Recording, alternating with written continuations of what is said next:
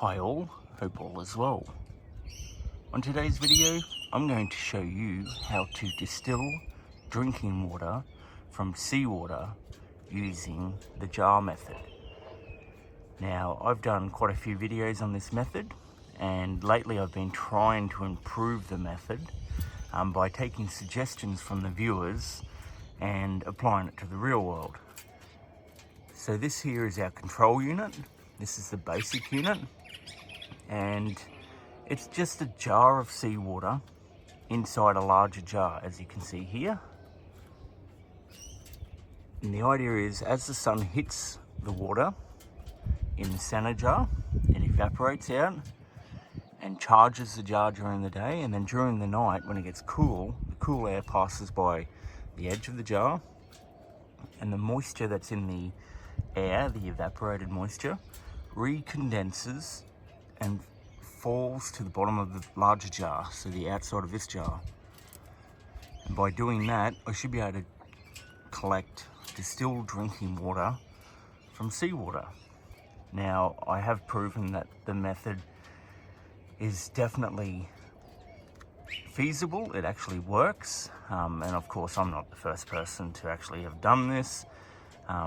It is a concept that has been around for quite some time. There's quite a few designs out there as well. However, this design was intended to be extremely simple. It's literally two jars. Like, you don't have to use that type of jar in the center there. You could just use a jam jar if you wanted to, as I've done in the past.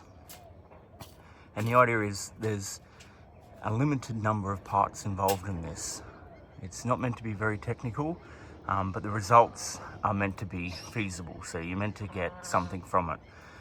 Now, what I did previously, so there is a video being released very shortly, the one directly before this one, and if you have a look at it, basically we altered the design as suggested by viewers, and this was the design that we came up with. There was a lot of suggestions in the comment section to add something black to the jar to try and provide more heat to the inner jar. And by providing more inner heat, you could actually promote more evaporation from the center jar itself. Now, in this previous design as well, if you go back through the list of videos I've been releasing, there are a couple of failure videos in there as well.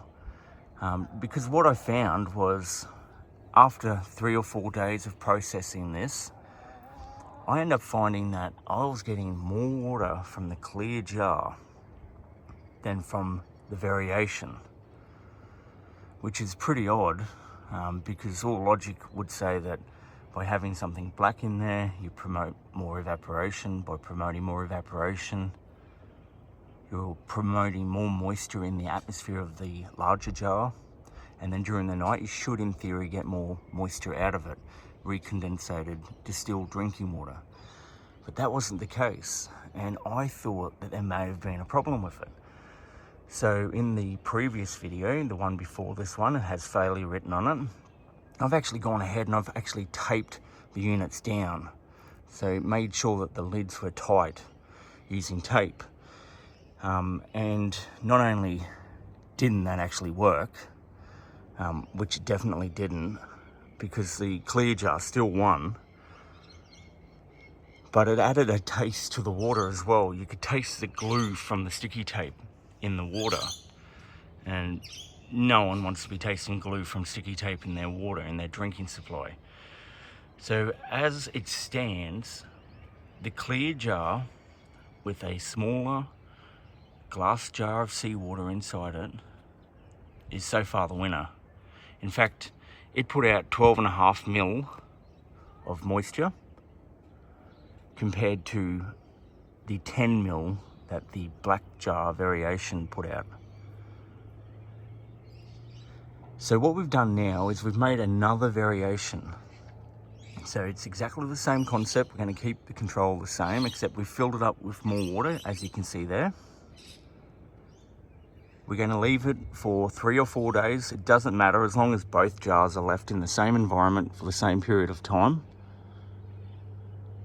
Normally this happens when I can get to it, so if it's If I'm working, for example, I will not be able to get out here to actually record the results, so I'll leave it for an extra day, as I did with the previous one. And then, as you can see with this one here, I've gone ahead and I filled that jar right up as well. The previous one, the charcoal was dry.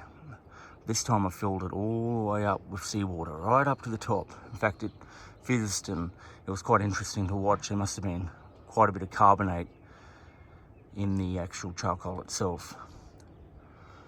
So the idea now is to leave this for a period of 3 or 4 days. I'm not going to use tape this time. It's just the jar lids as they are. I didn't think that made any difference at all. In fact, going back to my previous example without the tape, I got exactly the same results from it. And as that's the case, then the tape evidently did not provide anything of value at all, except for a nasty taste to the drinking water. And we'll leave it for 3 or 4 days, and we'll come back and we'll record the results again. This time I'm hoping we get a better result out of this. If not, it will finally put the idea of the black charcoal jar to rest. And we'll have to try and find a better variation to come up with in regards to enhancing the Solar Still setup.